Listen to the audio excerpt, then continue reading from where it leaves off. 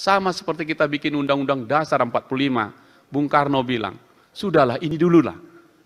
Karena kita belum pernah bernegara, nanti dalam perjalanannya kita perbaiki, kan begitu.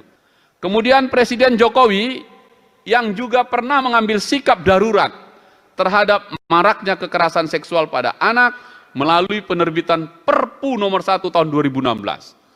Jadi sudah dalam keadaan kegentingan yang memaksa ini soal peradilan anak sampai keluar Perpu. Tidak semua mudah mengeluarkan Perpu.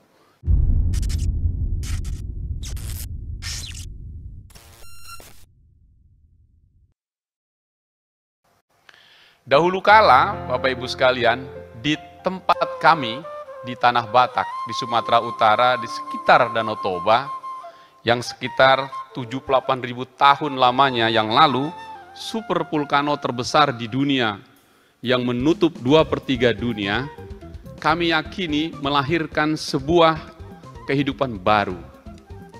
Anggaplah di sana bertemu seorang lelaki dengan seorang perempuan, yang membangun sebuah rumah tangga dan kemudian meninggalkan ayah dan ibunya, maka ia memulai kehidupan baru.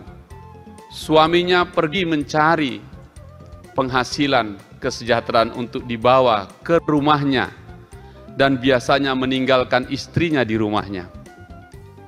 Istrinya kemudian mengambil kesibukannya dengan menenun kain. Kami menyebutnya ulos. Di hampir seluruh masyarakat Indonesia ada ulos, ada yang menyebutnya syal, ada yang menyebutnya tenun. Itulah sebabnya mengapa saya kemana-mana menggunakan ulos ini. Saya akan menceritakan ulos ini dulu karena ini kaitannya dengan anak. Seorang istri akan menenun tenunannya yang akan menghasilkan tenunan ini selama 9 bulan lamanya. Dan ketika ia menenun, menggabungkan satu garis-garis benang menjadi benang yang banyak dengan warna-warninya, ia punya konsentrasi penuh, bahkan menyampaikan doanya kepada Sang Pencipta agar selesai selama 9 bulan ini. Sebab pada waktu 9 bulan tiba, ulos ini telah selesai, ia percaya kandungannya akan melahirkan. Dan ulos itu akan dipakaikan untuk menggendong anak kecil bayi yang dia tunggu itu. Kami menyebutnya ini ulos mangiring. Mangiring itu dalam bahasa Batak, dalam bahasa Indonesia namanya mengiringi kelahiran anak itu. Maka selalulah anak kemanapun dibungkus dengan kain ulos kecil dan kemudian digendongkan. Maka kemudian disebut namanya ulos mangiring. Kalau saya memakai ini, saya percaya pada leluhur saya yang senantiasa mengiringi anak-anaknya, generasinya, dari waktu-waktu kemana saja. Itulah cerita mengapa ulos ini penting. Karena doa terbaik kepada Tuhan Sang Pencipta, saya yakini adalah doa seorang ibu sambil menanti kelahiran anak yang dicintainya. Tepuk tangan dulu lah. Nah, baru saya bicara tentang peradilan anak ini. Sebab judul ini ngeri-ngeri sedap bagi saya. Namanya saja sudah menghakimi anak. Sistem peradilan pidana anak. Jadi belum lahir anak itu, sudah kita siapkan peradilannya. Ngeri kita ini. Padahal tadi anak adalah sesuatu kebanggaan kita semua. Setelah tadi lahir, di Batak tidak cukup itu. Muncul lagi filosofi tentang anak kokido hamoraun diau. Anakkulah kekayaan terbaik bagiku. Karena itu ia akan melakukan yang terbaik untuk anaknya. Menyekolahkan kemanapun, termasuk ngutang ke tetangga. Sampai akhirnya anak itu jadi besar, berhasil dan melahirkan lagi untuk anak berikutnya.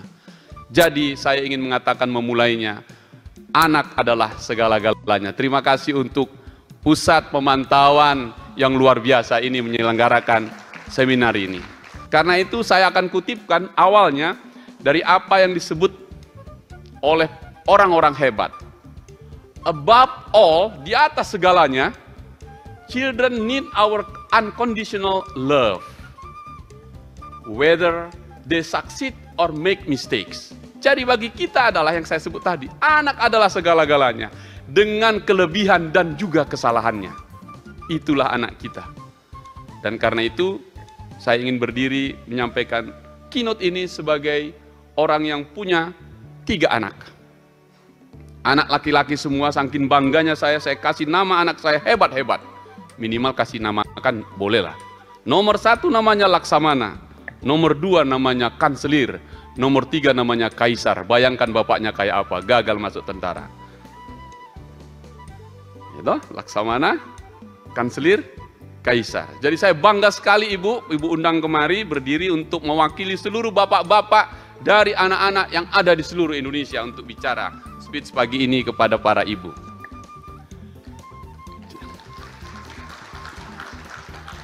Di atas segalanya anak-anak membutuhkan cinta tanpa syarat dari kita. Entah mereka berhasil atau membuat kesalahan. Anak kita. Paling ujung ini tiba-tiba sudah ada sistem peradilan anak, itu langsung kita menghakimi. Udah percaya kita anak kita ini akan punya kesalahan ini. Sebenarnya saya ingin kalaupun ada undang-undang itu, tidak pernah adalah hakimnya mengadili perkara ini, supaya tidak ada anak yang diadili. Tapi tidak bisa kita katakan begitu karena keadaan.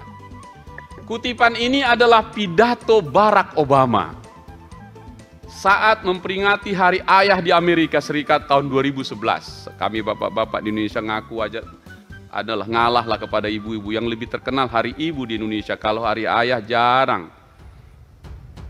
Saya memahami tentang makna terdalam kita sebagai orang tua dalam memandang tubuh dan jiwa seorang anak. Mungkin kita bisa sepakat untuk mengatakan bahwa anak membutuhkan kita. Entah sebagai sosok yang lebih dulu ada, ataupun sosok yang sudah lebih dulu tahu tentang apa itu arti kesalahan.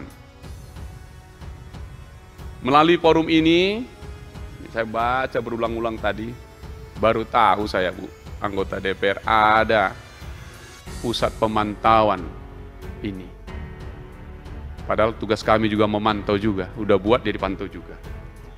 Karena itu melalui forum ini saya ingin menyampaikan rasa terima kasih yang besar kepada Badan Keahlian DPR RI dan secara khusus kepada Pusat Pemantauan Pelaksanaan Undang-Undang DPR RI yang memilih tema Sistem Peradilan Pidana Anak dari ratusan atau bahkan ribuan produk legislatif yang ada.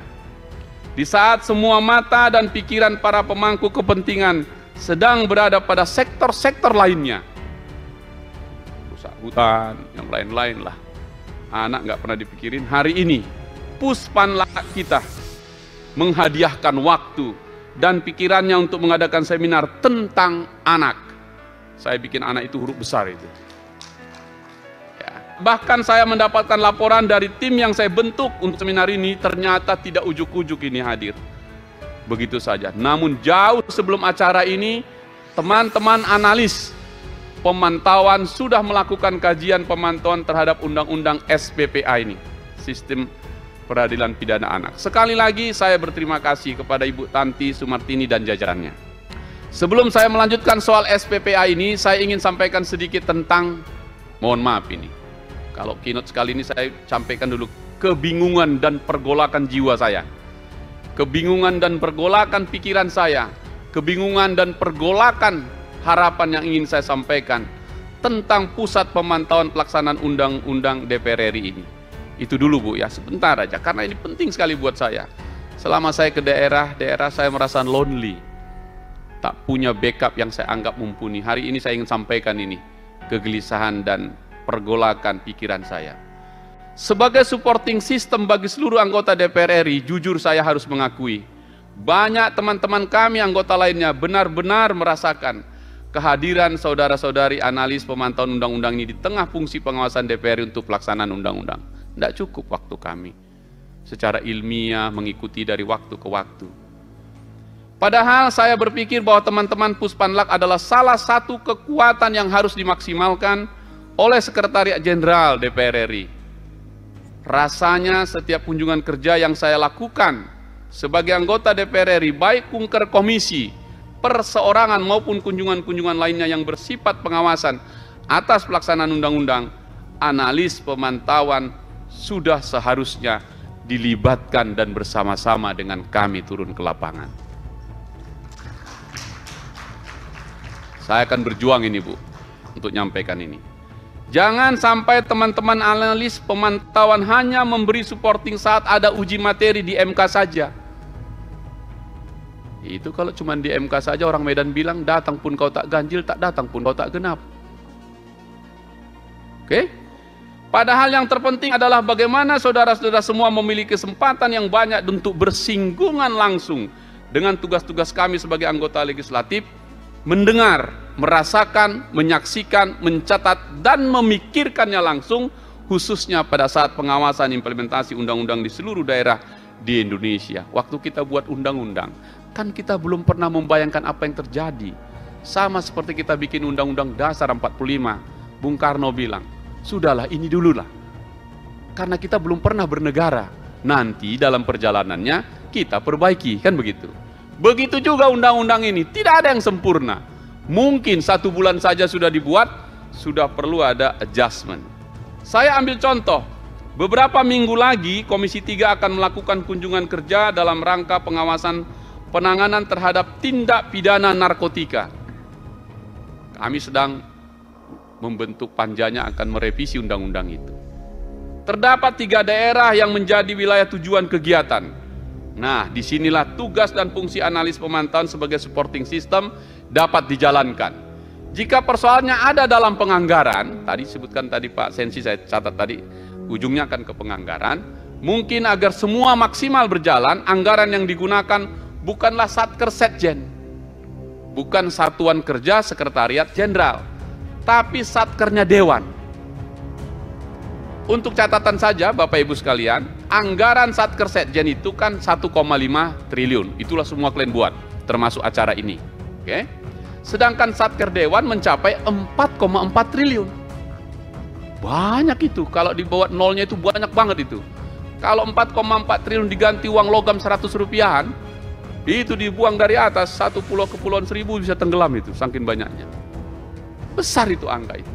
Jadi saya sampaikan pesan ini kepada Kepala Badan Keahlian DPR RI dan juga Sekretaris Jenderal DPR RI untuk dapat memikirkan hal ini. Sayang kemarin belum sempat saya ngomong waktu kami bicara tentang anggaran 2023 untuk kesekjenan. Puspanlak DPR RI ini adalah molekul terkecil. Ini saya gunakan istilah itu. Molekul terkecil yang sangat dibutuhkan agar DPR sebagai salah satu kelembagaan menjadi senyawa yang lebih kuat dan lebih besar. Molekul kecil, tapi kalau tidak ada ini sudah. Mungkin saya akan menyampaikan hal ini kepada pimpinan saya di DPR RI untuk dapat menjadi perhatian. Saya mohon izin teman-teman, ini dimasukkan dalam satu laporan kegiatan ini. Supaya semua ikut memikirkan. Jangan-jangan pun kami semua nggak banyak yang tahu kalau ada Puspanlak di DPR RI. Mungkin. Pesan saya lagi, hadirlah di setiap rapat-rapat kami. Nah, ini Bu, saya ingin sampaikan juga ke kawan-kawan analis semua. Kalau kami rapat itu hadirlah, yaitu di balkon, kami menyebutnya fraksi balkon. Oke?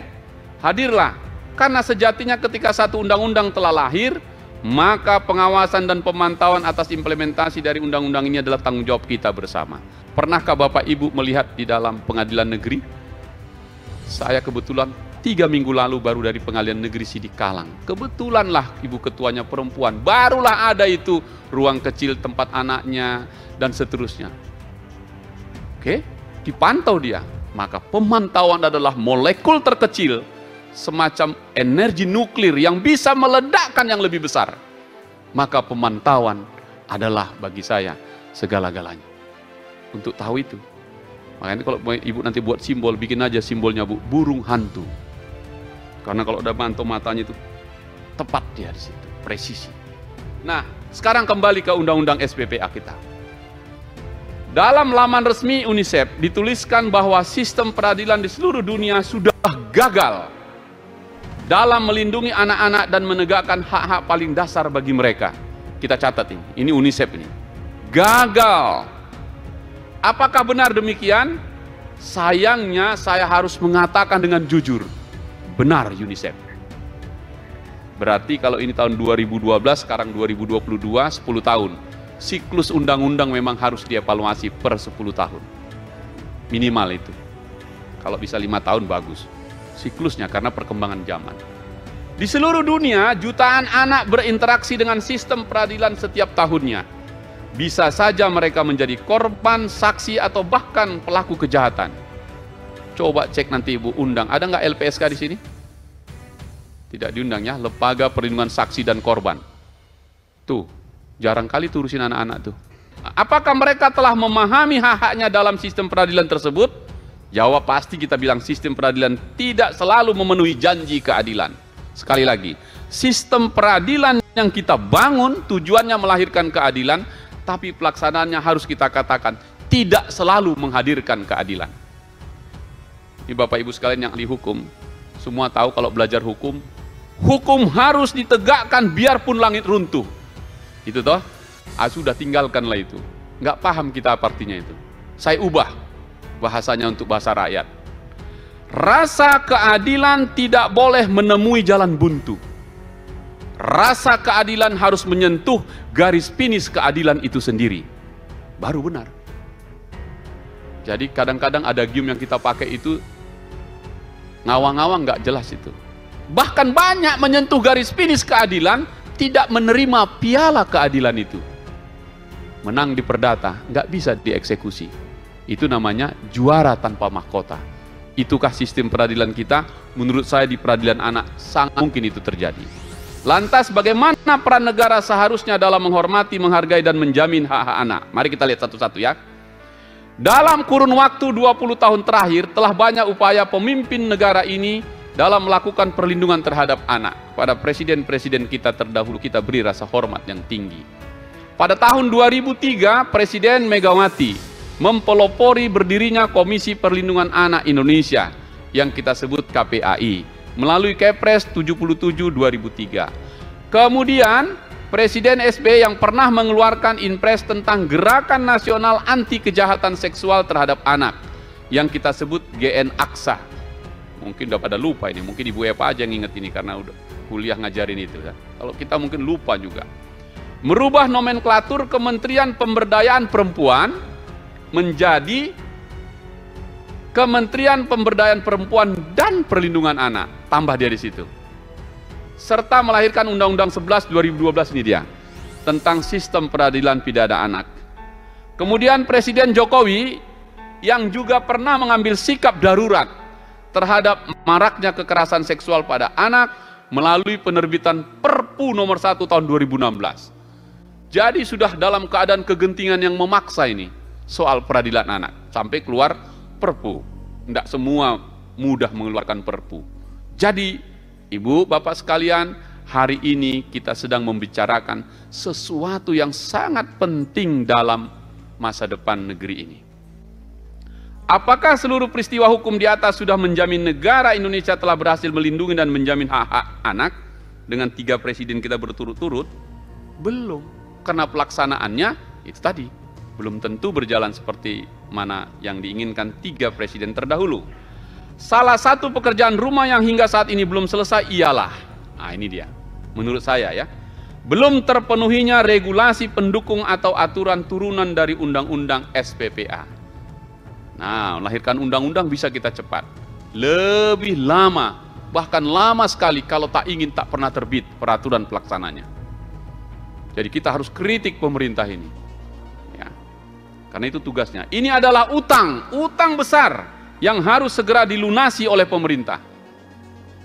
Terdapat 2 peraturan pemerintah dan 1 peraturan presiden yang sudah diamanatkan oleh Undang-Undang SPPA meski sudah berumur 10 tahun, namun belum ditetapkan hingga detik ini.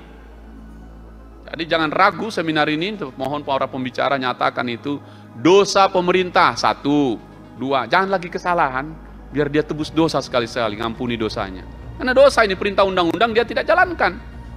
Dosa-dosa politik namanya. Padahal negara kita telah disebut mengalami obesitas regulasi. Besar sih. Namun sayangnya gemuknya regulasi yang ada hari ini ternyata belum mengakomodir seluruh amanat undang-undang SPPA ini. Artinya negara kita dalam kondisi paradoks. Di satu sisi regulasi yang kita miliki sudah over, namun di sisi lainnya menunjukkan bahwa masih banyak lubang regulasi yang belum ditambal. Kalau soal utangnya biasanya kan gali lubang tutup lubang. Kalau untuk regulasi di Indonesia kita kritik pemerintah bukan lagi gali lubang tutup lubang ini, gali jurang tutup lubang, nggak jadi itu. Coba lihat, Anda lihat undang-undangnya, ini tim pemantauan analis, coba cek ya. berapa perintah peraturan pelaksananya, dan berapa yang sudah dijalankan. Jadi kita dibantu supaya kami yang bisa nyuarakan. Hal berikutnya adalah berkenaan dengan kemampuan infrastruktur pemasarakatan kita yang kian hari semakin memprihatinkan. Bapak Ibu, saya akan ceritakan ini. Sistem peradilan pidana kriminal sistem kita itu penyidik, penuntut, pemutus, baru lapas. Lapas paling ujung ini. Siapa yang mau mencoba keimanan Anda anak manusia ciptaan Tuhan paling bagus, paling hebat, paling segalanya, cobalah jalan-jalan ke lapas, Bu. Mau ke Cipinang, kemana, over capacity. Nggak ada yang berani kita jalan kepala tegak itu, tunduk semua itu. Melihat betapa banyaknya anak manusia yang ada di lapas itu, over capacity sampai 70-80%. Saya teruskan. Sesaknya lapas di Indonesia sudah bukan berita baru yang kita dengarkan. Persoalan ini tampaknya sulit untuk menemukan jalan keluarnya. Minimnya lembaga pembinaan khusus anak di Indonesia juga masih menjadi persoalan hari ini. Untuk mengatasi persoalan tersebut, negara ini sudah memulai sebuah paradigma baru yang mengarah pada terwujudnya keadilan restoratif. Restoratif justice. Saya titip kepada para pembicara, tolong dalami ini. Restoratif justice kita. Aparat penegak hukum di Indonesia mulai dari Mahkamah Agung, Kejaksaan Agung, Polri sudah memulai mewujudkan paradigma ini. Kami di Komisi 3 tiap hari teriak ini. Apabila merujuk Undang-Undang SPPA, sebenarnya keadilan restoratif juga dapat diwujudkan melalui pelaksanaan diversi. Bisa itu, tapi belum cukup. Seperti kita ketahui bahwa diversi adalah pengalihan proses pada sistem penyelesaian perkara anak yang panjang dan sangat kaku melalui mediasi atau dialog atau musyawarah sebagai bagian yang tidak terpisahkan untuk mencapai keadilan restoratif. Lantas sudah sejauh mana keberhasilan pelaksana diversi di Indonesia? Apakah budaya hukum kita telah mengarah pada kebijakan tersebut? Apakah struktur hukum kita sudah memahami peranannya dalam mengambil jalan diversi pada kasus anak? Apakah masih ada substansi hukum yang belum diselesaikan oleh negara ini?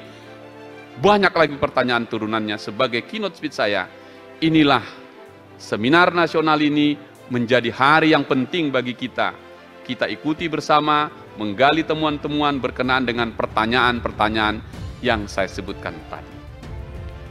Apakah saudara-saudara tahu bahwa tahun 2020 berdasarkan data dari UNICEF, terdapat 261.200 anak yang kini berada di dalam jeruji besi penjara. Apakah pembinaan terhadap mereka berjalan di dalam penjara? Ini menimbulkan kekhawatiran, apalagi kita terus-menerus memelihara budaya hukum untuk memenjarakan seseorang ketimbang merehabilitasinya. Itu tadi, biarpun langit runtuh, hukum harus ditegakkan, pokoknya masuk penjara.